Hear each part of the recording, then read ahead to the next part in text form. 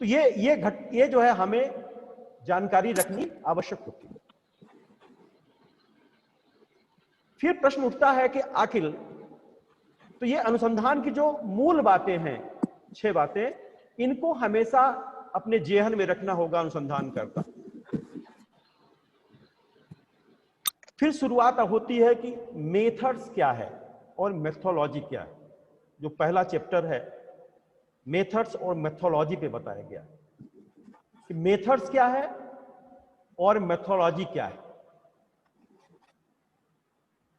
Method क्या है? Method और मेथोलॉजी दोनों में अंतर है। मेथड्स होता है कि हम अपने लक्ष्य तक पहुंचने की एक प्रक्रिया है। Method is a research tool, एक कंपोनेंट ऑफ रिसर्च, एक भाग है, एक टूल है, एक प्रविधि है। हम अपने लक्ष्य तक कैसे पहुंचेंगे, उस लक्ष्य तक पहुंचने की एक प्रक्रिया है, एक प्रोसेस है।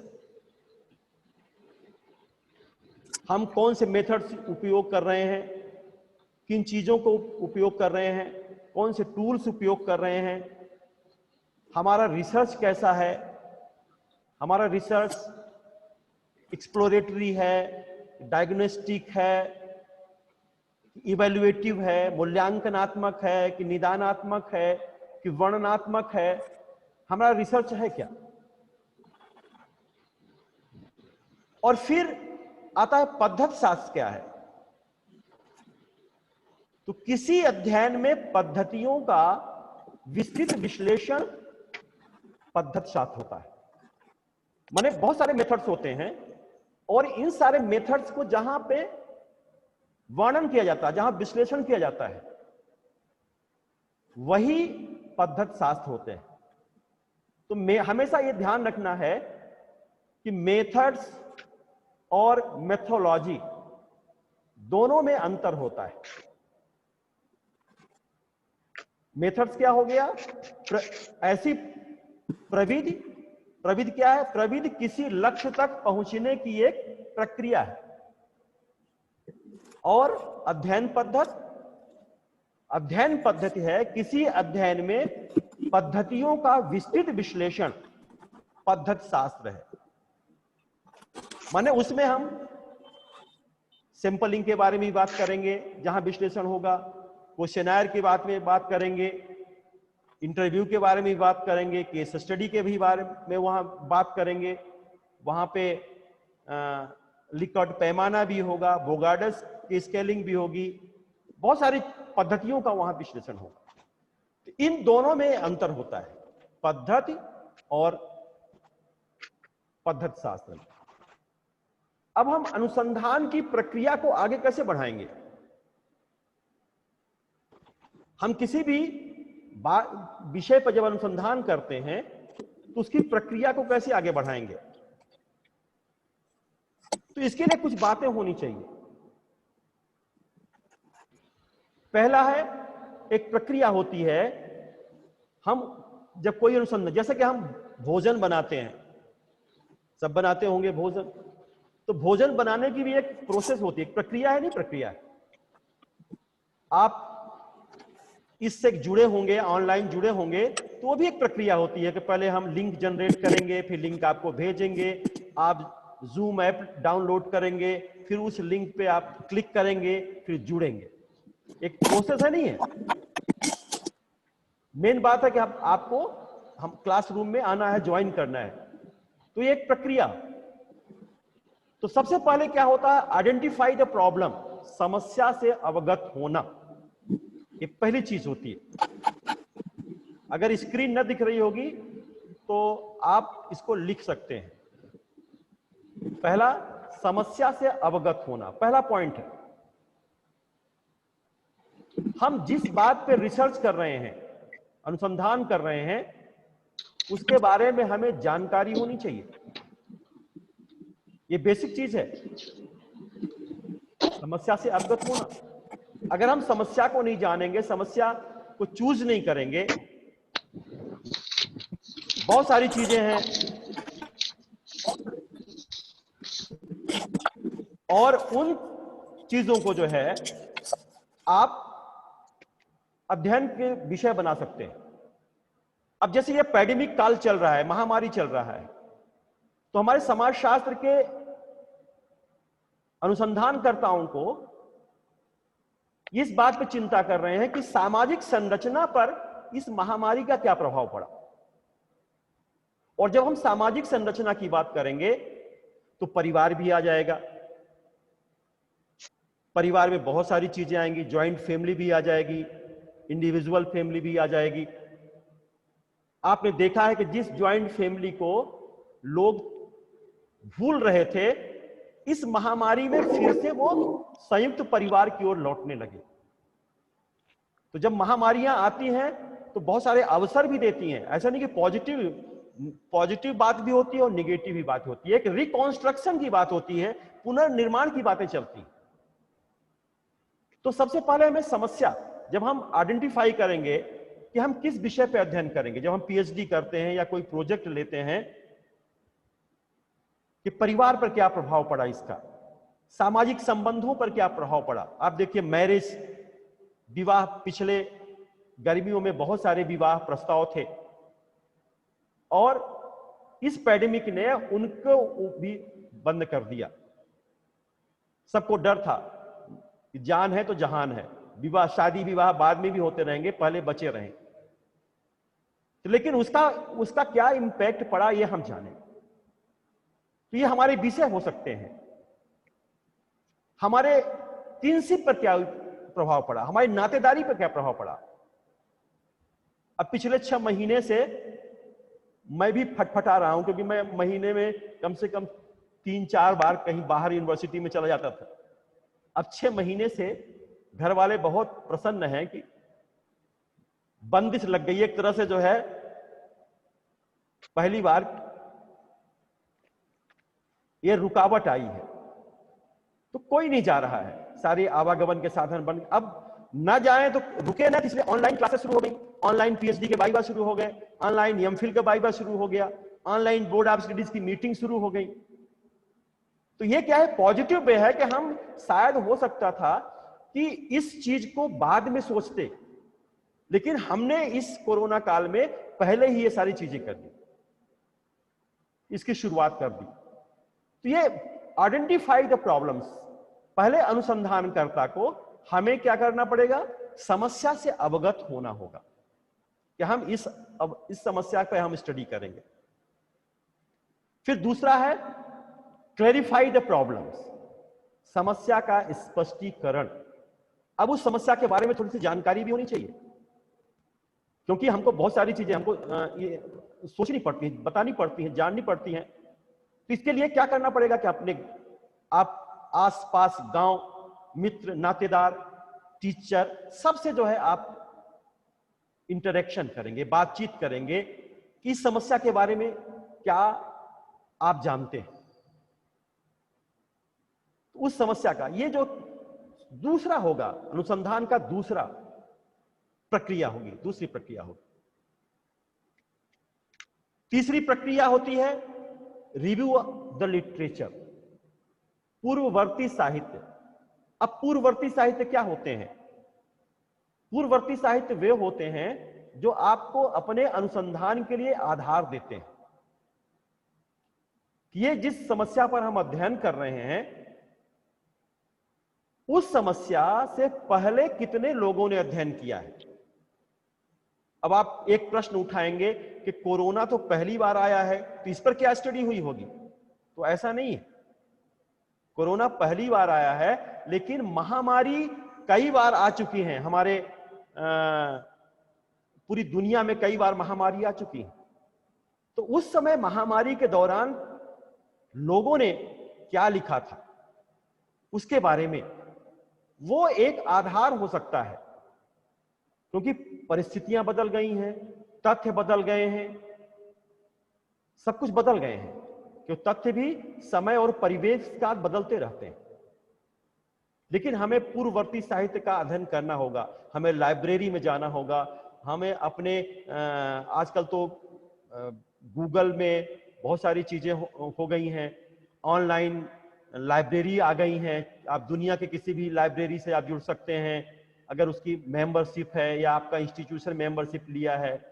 ऑनलाइन जर्नल कर सकते हैं आप। इस पीरियड में बहुत सा हार्वर्ड और कैम्ब्रिज जैसे यूनिवर्सिटी ने फ्री कर दिया था अपनी लाइब्रेरी को एक्सेस करने के लिए, नहीं तो वहां तो बहुत हजारों रुपए खर्च करने पड़ते हैं उनकी लाइब्रेरी में घुसने के लिए, और उन्होंने फ्री कर दिया था अपने रिसर्चर सबके लिए, फ्री कर दिया था। तो पूर्ववर्ती साहित्य का अध्ययन करना जरूरी होता है। फिर आता है अवधारणाओं एवं सीमाओं की स्पष्टता। यह होगा clarify define term and concepts.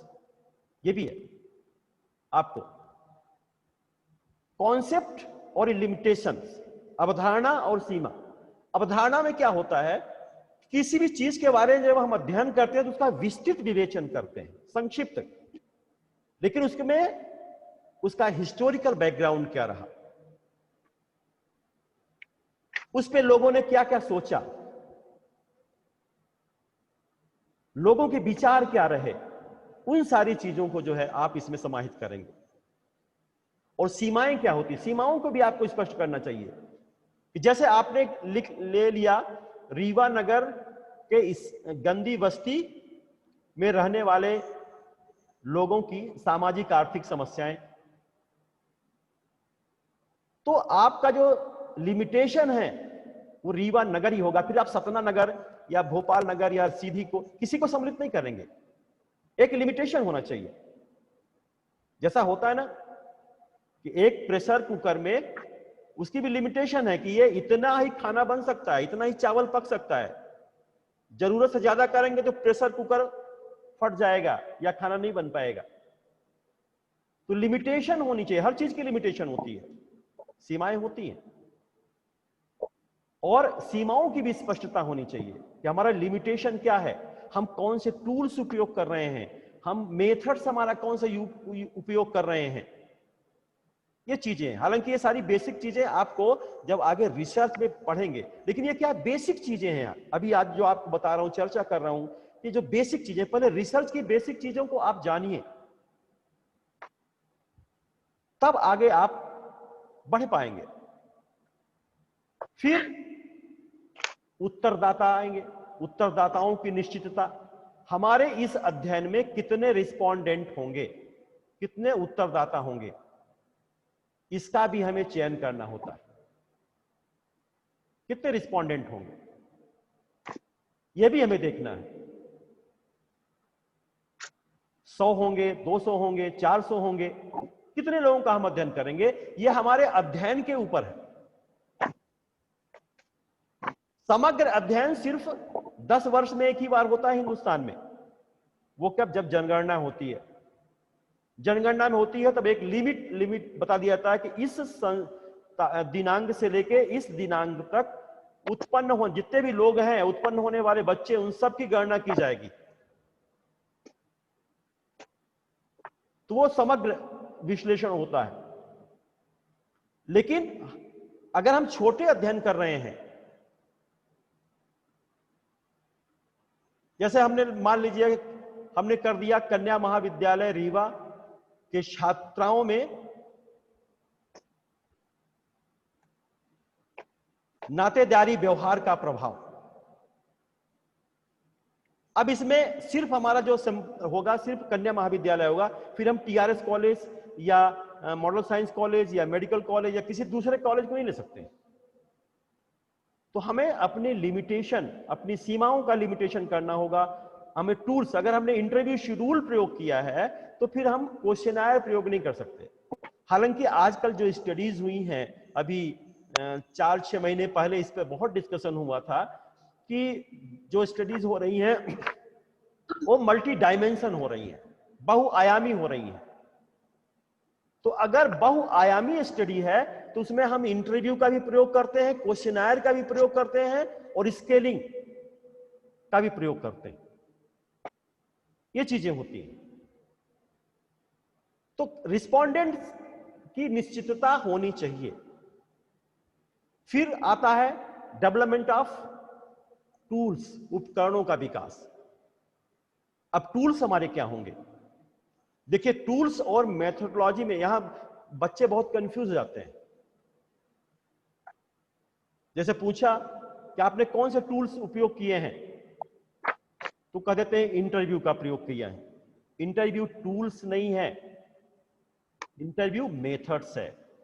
लेकिन इंटरव्यू शेड्यूल, साक्षात्कार अनुसूची एक उपकरण है। अभी हमने बहुत सारे सर्वे करवाया। अब पैंडेमिक काल में बहुत सारे सर्वे करवाया। और सर्वे कैसे? आजकल गूगल सबसे बड़े गुरु हो गए हैं। और आप, मैं तो कहूंगा, सारे बच्चे हाई टेक हो रहे हैं। अगर आपके पास एंड्रॉइड फोन है तो उन सारी चीजों का आप प्रयोग करिए। गूगल में आप फॉर्म डेवलप कर लीजिए, क्वेश्चनर डेवलप कर लिए। इंटरव्यू शेड्यूल का प्रयोग तो हम क्या है, फेस टू फेस करते हैं। जब किसी का इंटरव्यू लेना होता है तो हम उसके पास जाते हैं और फेस टू फेस करते हैं। लेकिन इसमें क्वेश्चनर का प्रयोग हम मेल से, व्हाट्सएप से, लिंक से किसी को भी भेज देते हैं। तो बहुत सारे गूगल में आप गूगल फॉर्म आप डेवलप कर लीजिए और गूगल फॉर्म को जो है आप लिंक भेज दिया, आप वो तुरंत आप देखेंगे कि एक दिन में हजारों रिस्पॉन्स आ जाते हैं। और ये 1000, जैसे कि हम कोई कॉन्फ्रेंस कर रहे हैं और लिंक दे दिया रजिस्ट्रेशन की, कि जो इसमें भाग लेना चाहते हैं वो लिंक हो। जैसे सारे बच्चे आवे जुड़े हुए हैं तो एक हमने लिंक दिया ना, एक ही लिंक दिया है और उस लिंक का प्रयोग करके सारे लोग जुड़ गए। तो इसी तरह से गूगल्स में होता है। गूगल में ऐसे ही प्रयोग होता है। आप फॉर्म डेवलप कर दिया और लिंक दे दिया, सारे लोग लिंक खोलेंगे, अपना फॉर्म भरेंगे और सबमिट कर देंगे, आ जाएगा हमारे पास। तो हमें टूल्स का डेवलप, हम क्वेश्चनर डेवलप कर रहे हैं। फिर कैमरा भी हमारे पास होना चाहिए। अगर कैमरा है वो भी टूल्स में आएगा, कंप्यूटर है वो भी टूल्स में आएगा। टूल्स में बहुत सारे सॉफ्टवेयर आ गए हैं, SPSS जैसे सॉफ्टवेयर आ गए हैं। पहले जब हम लोग PhD किए थे तो उसका एनालिसिस करने के लिए मास्टर चार्ट बनाना पड़ता था, हाथ से बनाते थे। इतने लोग हाँ किए, इतने लोग ना किए, इतने लोग तटस्थ रहे। और आजकल क्या हो गया है, SPSS में आपने सारे डाटा फीड कर दिया कंप्यूटर में, वो पूरा एनालिसिस कर देता है, आपका चार्ट बना देगा। माने एक बटन में आपको सैकड़ों टेबल्स बन जाएंगे। ये क्या है? जिज्ञासा ही है। ये रिसर्च का ही एक भाग है, ये अनुसंधान का ही एक रूप है। अगर अनुसंधान न होता तो ऐसे सॉफ्टवेयर डेवलप न होते। ऐसे सॉफ्टवेयर हैं, बन गए। तो कौन कौन से हम उपकरणों का प्रयोग कर रहे हैं, इन चीजों को भी आपको ध्यान में देना है। फिर आता है तथ्यों का संकलन। जब हमारे पास टूल्स हो गए, हमारा एरिया हो गया, तो हम क्या करेंगे? तथ्य संकलन किए जाएंगे। तथ्यों का संकलन होता है fact, collection of data, collection of data. हम उन उपकरणों के द्वारा तथ्यों का संकलन करेंगे। तथ्य संकलन के बाद उनका वर्गीकरण करेंगे, एनालिसिस करेंगे, टेबुलेशन करेंगे और इसके बाद लास्ट में रिपोर्ट राइटिंग बनाएंगे, प्रतिवेदन लेखन करेंगे। तो सब किसका करेंगे प्रतिवेदन लेखन? जिस समस्या का हमने चुनाव किया है। तो ये स्टेप्स, एक प्रोसेस होता है, किसी भी अनुसंधान का एक प्रोसेस होता है। समस्या से अवगत होना, समस्या का स्पष्टीकरण, पूर्ववर्ती साहित्यों का अध्ययन, अवधारणाओं और सेवाओं की स्पष्टता, उत्तरदाताओं की निश्चितता, उपकरणों का विकास, तथ्यों का संकलन, वर्गीकरण, सारणीयन एवं प्रतिवेदन लेखन, ये चीजें होती हैं। अब आता है कि आप बेसिक क्या है, आखिर बेसिक चीजें, बेसिक ऑफ रिसर्च क्या है? बेसिक ऑफ रिसर्च में 4-5 बातों को बहुत ध्यान में रखना होगा हमें। कोई भी रिसर्च का जब आप संरचना बनाएंगे तो पहला होगा what are you going to do, आप क्या करने जा रहे हैं, यह आपका लक्ष्य होगा। जब आप कोई काम करते हैं, यही होता है नहीं होता, जो आप करने जा रहे हैं वो अच्छे ढंग से होना चाहिए, अच्छे से आपको करना है। ऐसे नहीं कि आपने, जैसा हम लोग अभी देख रहे हैं और बड़ा ताजुब होता है कि इस एजुकेशन सिस्टम की दुर्दशा कितनी होगी कि ओपन बुक दिया गया था बच्चों को पहली बार कि आप अपने घरों का जो है रह करके आप इस तरह से लिखिए। लेकिन बड़े दुर्भाग्य के साथ कहना पड़ रहा है कि हमने प्रश्न कुछ पूछा है और बच्चे ने किताब खोल के कुछ लिखा है। अब बताइए, अब उनको कैसे पास किया जाए? और वो बहुत बड़ा दुर्भाग्य होगा जो उसका दुर्भाग्य होगा जो इस कोरोना काल ओपन बुक सिस्टम में भी फेल हो जाता है। जैसे एक बघेली में कहते हैं, कहावत है ना, हेरे भैंस बतावे घोड़ी। हम पूछ क्या रहे हैं और तुम समझा क्या रहे हो? तो ये चीजें नहीं होनी चाहिए। आप क्या करने जा रहे हैं? What are you going to do? आपका रिसर्च इस बात पर निर्भर करता है। एक कल्पना क्या है अनुसंधान के बारे में आपको? आप कोई किचन में खाना बनाते हैं, कोई पकवान बनाते हैं, तो उन सारे प्रोसेस, वो पूरा कॉन्सेप्ट आपके दिमाग में रहता है, हमें ऐसा करना है। फिर जो दूसरी बेसिक बात होती है, how are you going to do it? आप इसे कैसे करने जा रहे हैं, है ना? कोई भी आप काम करेंगे तो कैसे काम करेंगे? एक प्रोसेस होगा जो आपको बताया अभी रिसर्च का, कि एक प्रोसेस होता है और उस प्रोसेस के माध्यम से आप इसे करते हैं। तो दूसरी जो बेसिक चीजें हमेशा ध्यान में रखना है आपको कि आप इसे कैसे करने जा रहे हैं, आप इसे कैसे करने जा रहे हैं। फिर when are you going to do it? आप इसे कब करने जा रहे हैं? कभी कभी होता है हम कल पर टालते रहते हैं, अरे कल से एक शुरू करेंगे, कल से शुरू करेंगे, ये बात कल से शुरू करेंगे, और फिर वो कल आता नहीं कभी। अगर आपने, तो जो अच्छे स्टूडेंट्स होते हैं तो वो कल पर कभी भी भरोसा नहीं करते, वो वर्तमान में जीते हैं। वर्तमान में क्या हो रहा है हमें उसे फेस करना है। कल क्या होगा ये छोड़ दीजिए, ये हमें नहीं देखना है। तो ये है, आप इसे कब करने जा रहे हैं, ये भी जो है चीजें आपको देखना है।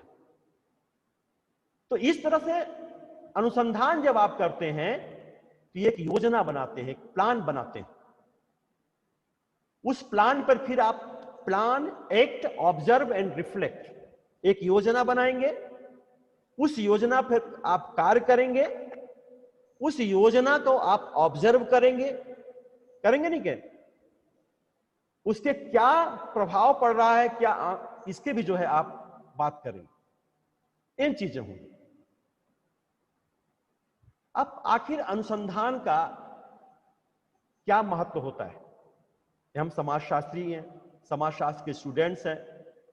मैं भी आपकी तरह अपने आप को टीचर नहीं कहता, मैं भी अपने आप को स्टूडेंट्स ही मानता हूं, क्योंकि हम पढ़ते हैं। कभी भी टीचर अपने आप को नहीं माना और न मानूंगा, एक स्टूडेंट की तरह, क्योंकि जिंदगी भर हम सीखते रहते हैं, कुछ सीखना चाहिए। सीखना, अगर हमने ये मान लिया कि नहीं मैं तो प्राध्यापक हूं सोशियोलॉजी का, तो फिर आपका वहीं पे अंत है, फिर आप कुछ सीख नहीं सकते। इसलिए अपने आप को छात्र मानिए। आप लोग भी जिस सेवा में जाएंगे आप यही मानिएगा कि हम अभी सीख रहे हैं। आपको सोसाइटी से सीखना है, आप सीखते हैं। ये लर्निंग प्रोसेस थ्रू आउट चलती रहती है। आप सोशलाइजेशन पढ़े हैं, सामाजिकरण पढ़े हैं ना, ये पूरे जब से बच्चा समझदार होता है तब से लेकर के मरने तक ये सोशलाइजेशन की प्रक्रिया चलती रहती है। कभी कभी हम जीवन के अंतिम क्षणों में सीख आती है कि अगर हम ऐसा न किए होते तो शायद ये अवसर हमको देखने को नहीं मिलता। तो रिसर्च, आखिर रिसर्च अनुसंधान क्यों हमारे लिए जरूरी है? पहला है नवीन ज्ञान की प्राप्ति। यह है नहीं, फाइंडिंग ऑफ न्यू नॉलेज। आप जब कोई भी अनुसंधान करेंगे, रिसर्च करेंगे, तो उसमें एक नई चीजें आएंगी, नई बातें आएंगी। जैसे ये पैंडेमिक काल है, ये महामारी काल है, बहुत सारे रिसर्च हो रहे हैं, बहुत सारी दुकानें भी लोग बन गए, बाबा पीर फकीर भी जड़ी बूटी और तांत्र विद्या बेचने लगे कि हमारे पास आइए, कोरोना दूर भाग जाएगा। लेकिन विज्ञान कभी नहीं मानता इसको। विज्ञान सिस्टमेटिक, जो एक व्यवस्थित ज्ञान जो हमें प्राप्त होता है, उसी विज्ञान मानता है, और उसके कुछ प्रोसेस होते हैं। तो एक नवीन ज्ञान की प्राप्ति होती है जब भी हम अध्ययन करते हैं। जितने भी ये जिस सॉफ्टवेयर से हम लोग जुड़े हुए हैं ऑनलाइन, ये भी एक तरह से रिसर्च का ही एक भाग है। अनुसंधान किए होंगे तब जुड़े होंगे, पहले तो ऐसे नहीं होता था। कल एक क्लास ले रहे थे, तो उसके पेरेंट्स, बच्चे के पेरेंट्स ने कहा कि, बच्चे ने कहा कि सर हमारे पापा आपसे बात करना चाहते हैं। गांव के थे, बिल्कुल पूरा घर दिख रहा था, खपरेल और वो सारी चीजें। उन्होंने कहा कि मुझे विश्वास ही नहीं हो रहा है कि आप टीआरएस कॉलेज में पढ़ा रहे हैं और यहां जो है हमारे बच्चे सुन रहे हैं। तो उन्होंने एक बहुत कायदे की बात की, बोले कि अब तो बेकार है बच्चों को कॉलेज भेजना, आवागमन में बहुत पैसा लगता है, ऐसे पढ़ाइए। तो हमने कहा कि ये कुछ समय के लिए है। जो भावनात्मक रूप होता है, भावनात्मक लगाव होता है एक टीचर और एक स्टूडेंट के प्रति, वो भावनाएं हमें ऑनलाइन नहीं मिलती हैं। तो लेकिन उनको बहुत अच्छा लगा, बोले कि हम अपनी लाइफ में कभी भी जिंदगी में ये नहीं सोचे थे कि ऐसे भी पढ़ाई होगी, और मैं पीछे से सब सुन रहा हूं, देख रहा हूं। बार बार बिटिया हमको भगा रही है, लेकिन हम सुन रहे हैं। तो ये क्या है? एक नवीन ज्ञान है, न्यू आइडियाज। फिर दूसरा क्या होता है? रिमूवल ऑफ इग्नोरेंस, अज्ञानता का नाश। जिज्ञासा बहुत सारी चीजें होती हैं। आप कॉलेज से जा रहे हैं, कहीं से जा रहे हैं, घर जा रहे हैं, और कहीं रोड के किनारे भीड़ लगी हुई है, तो आपके अंदर ये जिज्ञासा हो जाती है कि ये क्या हो गया। होती है जिज्ञासा नहीं? और फिर जब तक आप उस चीज के बारे में, उस घटना के बारे में पता नहीं लगा लेते हैं, यथार्थ तक नहीं पहुंच जाते हैं, तब तक आपके अंदर एक छटपटाहट सी होती है। कुछ लोग ऐसे होंगे, हटाओ यार चलो, और कुछ लोग कहेंगे नहीं यार देखो क्या हो गया। तो जब हम रिसर्च करते हैं, जिस विषय को हमने अध्ययन के लिए चुना था, वो विषय के बारे में हम अननोन थे, हम नहीं जानते थे, अज्ञानी थे, और इस अनुसंधान ने उस अज्ञानता का नाश कर दिया। यह भी होता है। फिर क्या होता है? रिमूवल ऑफ डोगमेटिक, अंधविश्वासों का अंत। बहुत सारे अंधविश्वास होते हैं, होते नहीं होते? जैसे अभी कोरोना काल में हुआ कि बाबा से झड़ाओ, ये ताबीज पहन लो, ये जड़ी बूटी खा लो। बहुत सारे लोगों ने कहा, बहुत सारे अंधविश्वास हैं। हर चीज को हम अंधविश्वास नहीं मानते, लेकिन अज्ञानता जो है हमें अंधविश्वास की ओर ले जाती है। तो जब हम रिसर्च करेंगे, विज्ञान ने क्या किया है? विज्ञान भी कहता कि नहीं, कोई सुप्रीम पावर है, वो सुप्रीम पावर को नकारती नहीं है, कहती कोई सुप्रीम पावर है जो पूरे ब्रह्मांड को चलाता है, पूरी दुनिया को चलाता है। लेकिन बाकी ये भूत प्रेत, ये सारी चीजें, अंधविश्वासों को वो नहीं मानते। लेकिन होता है ना, आप देखते हैं कैसा अंधविश्वास होता है। घर में अपने परिवार में देखते होंगे कि कोई छोटा सा बच्चा है और कोई पड़ोस का आया है, कोई पहचान के आया, का वाह वाह क्या सुंदर लड़का है, अच्छा हेल्दी है, और जैसे ही वो जाएगा दादी राई लोन लेकर के उसको उतारना शुरू कर देगी और 20 गालियां देगी जिसने कहा है कि क्या सुंदर लड़का है। उसका मतलब है कि डीठ लग गई, नजर लग गई, इस तरह से। लेकिन डॉक्टर इसको नहीं मानते। जब डॉक्टर तो कहते हैं बहुत हेल्दी लड़का है, बहुत अच्छा लड़का है। तो अंधविश्वास जो होते हैं, जो हमारे अंदर अंधविश्वास हैं, उन अंधविश्वासों का अंत होता है हमारे इस अनुसंधान से।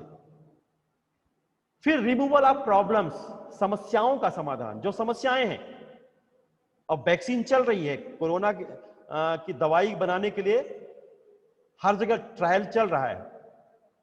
ट्रायल का दूसरा चरण खत्म हो गया, तीसरा चरण मनुष्य पर ट्रायल की शुरुआत कुछ लोगों ने कर दिया, कुछ देशों ने कर दिया है और कुछ ने कर दिया। ट्रायल शुरू हो गया है। तो जब कोई भी प्रॉब्लम होगी, कोई समस्या आएगी कि यहां पे चाइल्ड मैरिज क्यों है, यहां पे डॉवरी एक दहेज प्रथा क्यों ज्यादा है, यहां पे बुजुर्गों की समस्या क्या है, स्लम्स की प्रॉब्लम क्या है। जैसे अभी भी देखते हैं बहुत सारे बच्चे, जैसे तुम्हारे उम्र के बच्चे हैं, अभी जब कापियां यहां जमा करने आते थे और लड़कों को डांटता था कि मास्क लगाओ पहले, तो हंसते थे। कुछ लड़के ऐसे होते थे कि हंसते थे, अरे कुछ न होगा, कोरोना कोरोना कुछ नहीं आएगा। ये क्या है? जानता है, जो इसको झेला है वही जान सकता है कि क्या होगा। अभी एक मेरी रिसर्च स्कॉलर, बहुत अच्छी रिसर्च स्कॉलर जो हिंदी इंग्लिश दोनों में लिखती है, आर्टिकल बहुत अच्छे लिखती हैं, उसको उसके फैमिली को हो गया कोरोना और उसको भी हो गया, और उसने जो अपने अनुभव हमको भेजे लिख करके, मैंने उससे कहा इसको मैं शेयर कर दूं दूसरे ग्रुप में, तो बोले सर कर दीजिए। और एक टिप्पणी लगा के मैंने किया। आप समझिए कि उसको हजारों लोगों ने देखा। तो ये अनुभव भी होना चाहिए। अगर अनुभव नहीं होगा तो आप कैसे जाएंगे? तो अज्ञानता का नाश होता है, अंधविश्वास का अंत होता है, समस्याओं का समाधान होता है। फिर टू मेक ए चेंज, ये भी है, जो टू मेक ए चेंजेस, परिवर्तन के लिए जो अनुसंधान होते हैं वो परिवर्तन के लिए भी होते हैं। परिवर्तन जरूरी है। कोई भी आता है, जैसे पैंडेमिक काल आया है, तो पैंडेमिक काल में बहुत सारे चेंजेस आए,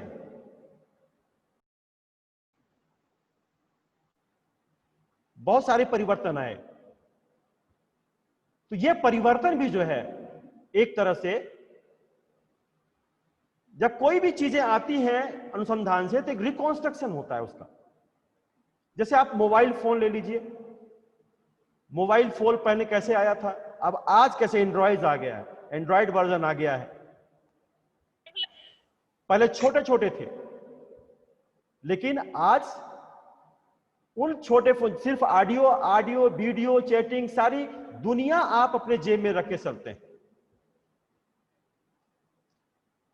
तो इसलिए भी अनुसंधान महत्व है परिवर्तन के लिए।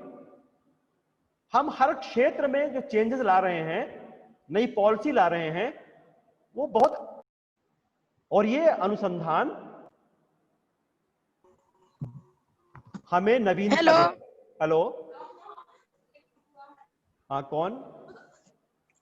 आलू वाला केड़ वाला इंसान। यास्मीन बोल रही है।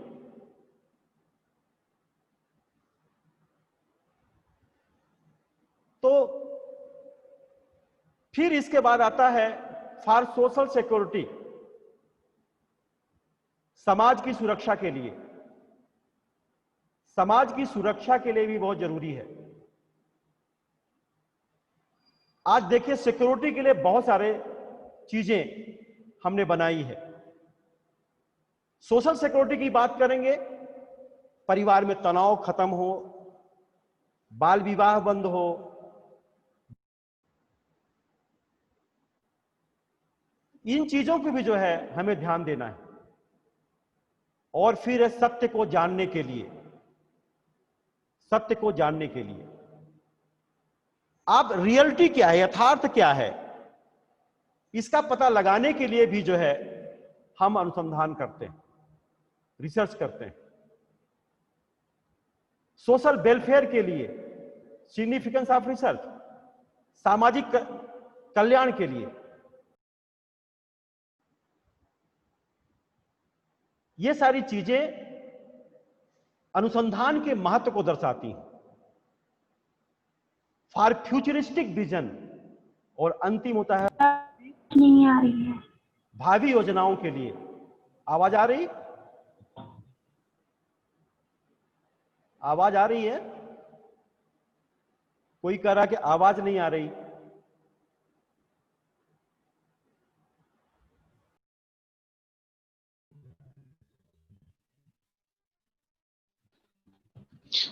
आवाज नहीं आ रही। आवाज नहीं आ रही? हाँ, एक मिनट रुकिए।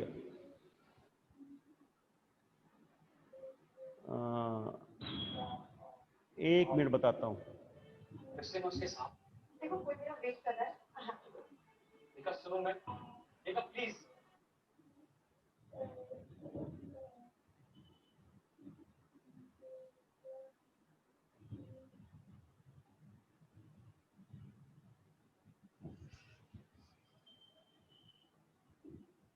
अब आ रही आवाज?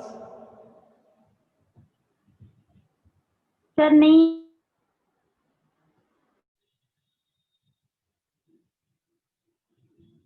अब आई आवाज? जी सर। हाँ, ये दरअसल में वो नेट, जी सर। हाँ नेट गड़बड़ कर रहा था, हमने नेट बदल दिया है, नेट चेंज कर दिया है। बस 10-5 मिनट और पढ़ाएंगे, कल से हम दूसरा नेट सिस्टम करेंगे, क्योंकि ये आज जो है सबसे बड़ी समस्या नेट की आ रही थी, और इसलिए आपकी ये नेट न होने के कारण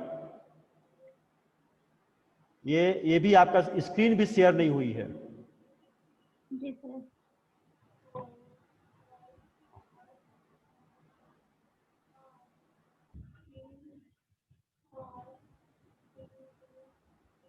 तो इस सिग्निफिकेंस ऑफ रिसर्च की बात मैं कर रहा था।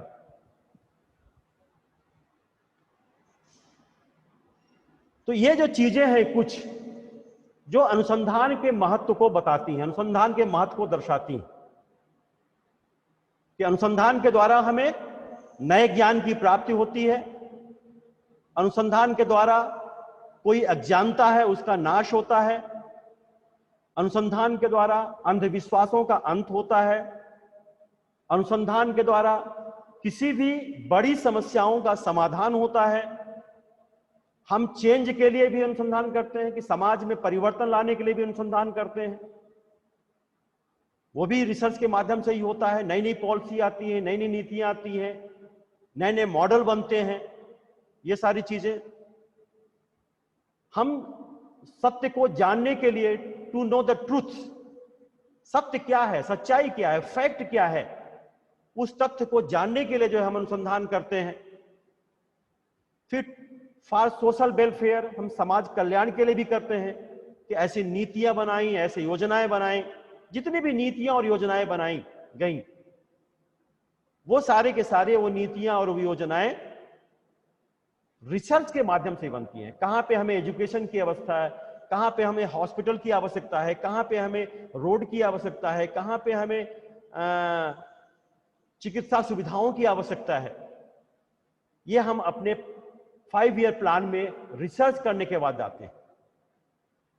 और फ्यूचरिस्टिक विजन, भावी योजनाएं क्या हैं, इन भावी योजनाओं के लिए भी हम अनुसंधान करते हैं।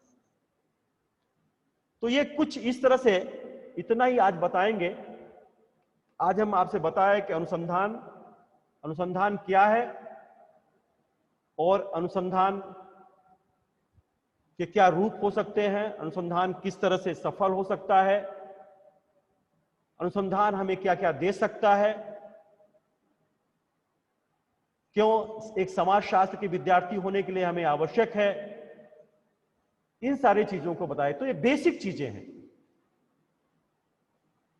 कल तो छुट्टी है, फिर नेक्स्ट डे इसी आगे के जो चैप्टर होगा कि अनुसंधान, सोशल रिसर्च क्या है, सामाजिक अनुसंधान क्या है, ये तो अनुसंधान का मूल रूप दिया। विज्ञान क्या है, विज्ञान और सोशियोलॉजी में क्या रिलेशन है, क्या संबंध है, इन सारी चीजों को जो है हमें बताना पड़ेगा।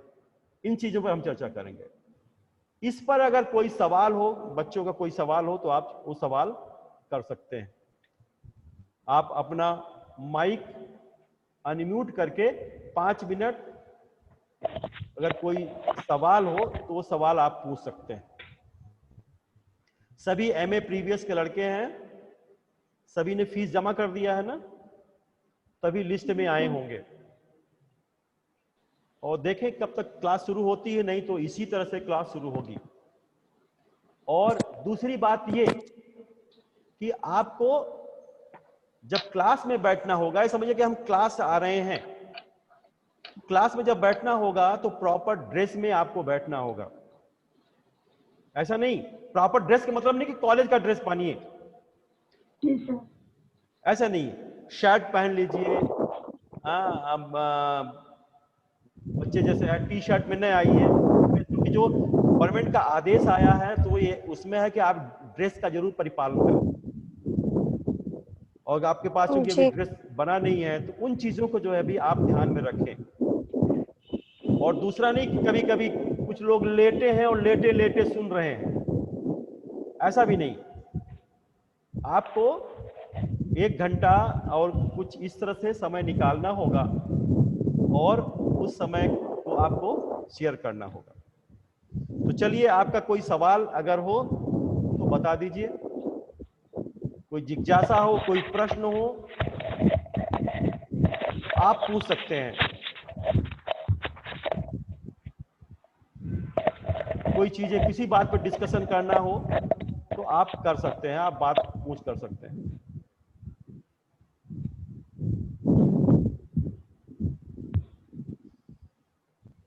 डरना नहीं, डर के बात नहीं करना है।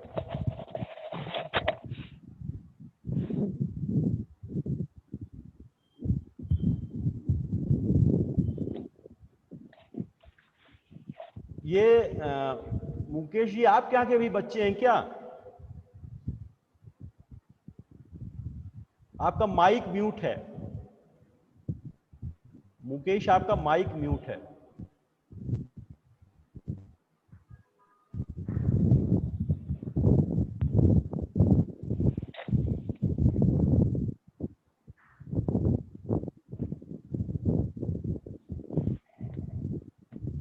और कोई सवाल नहीं है तो कैसा लगा, पहले आप एक्सपीरियंस बताइए कि आज इस तरह से आप पहली बार शायद जुड़े होंगे, हैं? कैसा लगा आपको? बहुत अच्छा लगा है। अच्छा लगा? ऑनलाइन क्लास का पहली बार एक्सपीरियंस था। अच्छा अच्छा।